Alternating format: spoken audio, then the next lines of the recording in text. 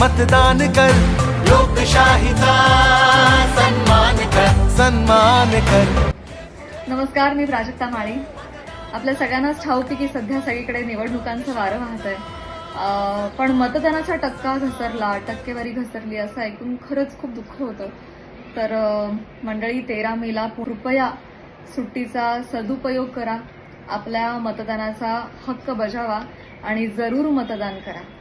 धन्यवाद. मैं भारत हूँ, भारत है मुझ में, मैं ताकत हूँ, ताकत है मुझ में. मैं भारत हूँ, भारत है मुझ में, मैं ताकत हूँ, ताकत है मुझ में. हम भारत को नतमस्तक है, हम योद्धा